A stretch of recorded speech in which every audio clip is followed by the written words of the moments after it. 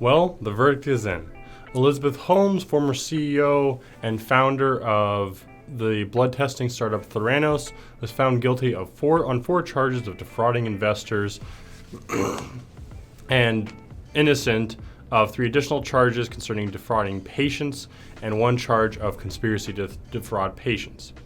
So this has really been a huge case. I'm sure that a lot of people not even directly involved in this kind of work in tech have heard about Theranos, right? This has really been building for a while. It's been an 11-week case that's gotten a lot of media attention, and January 4th was the actual date that the jury made that decision and the ruling happened.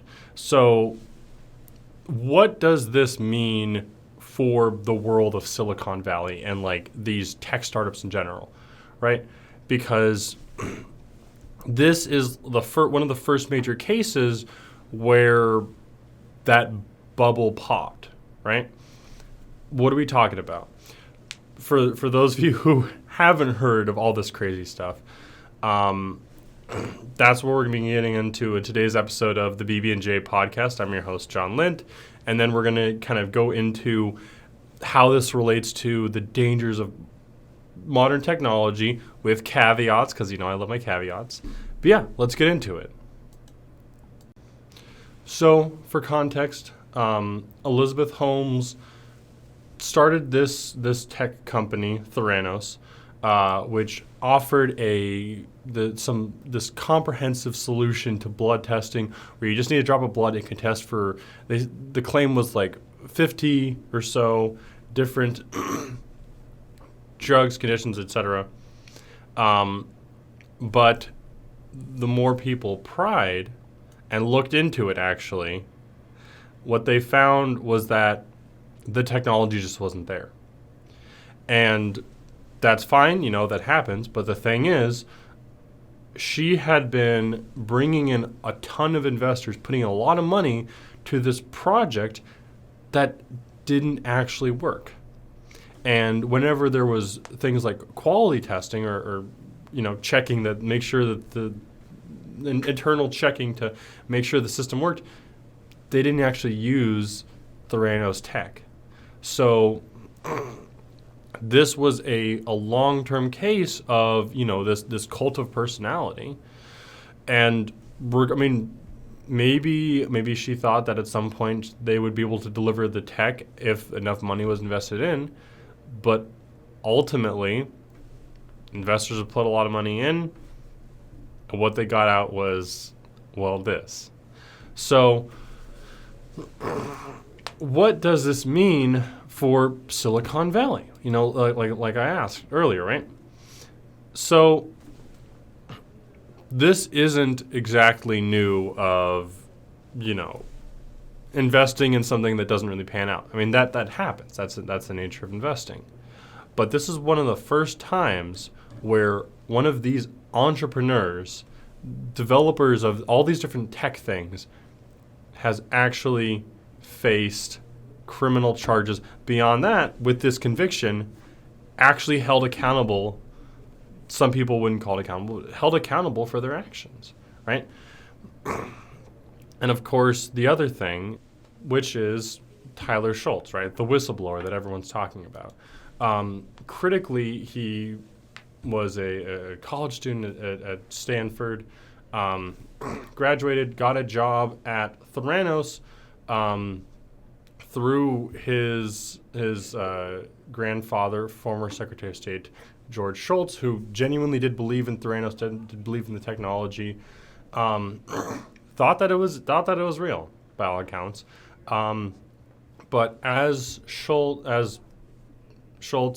continued with his work with Holmes, what became increasingly clear was this tech wasn't real.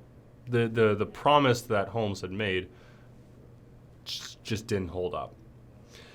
Ultimately, Schultz reported his concerns to regulatory agencies and was ultimately the first whistleblower to get any of this going, to blow the whistle on the stuff that homes have been doing.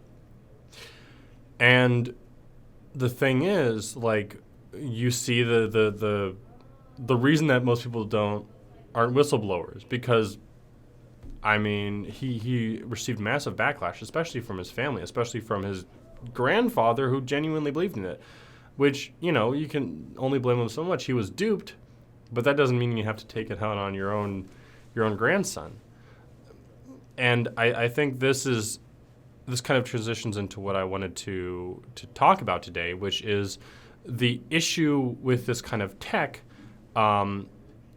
especially with people who are less familiar with it, right? So the big thing that you see a lot is, as technology continues to advance, get bigger and better, reach new heights, so to speak, right? The gap in understanding becomes bigger. The amount of knowledge that had to be built up to develop these things gets bigger and bigger. So for the average person, it becomes a lot easier to be duped, for lack of a better term.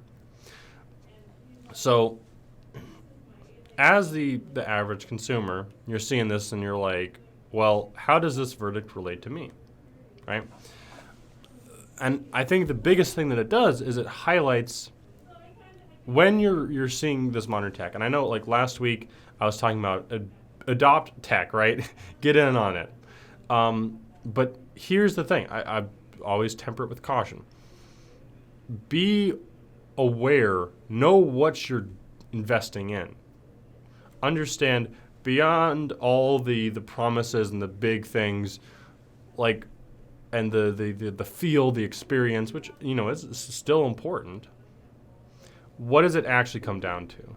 What is the actual product they're offering?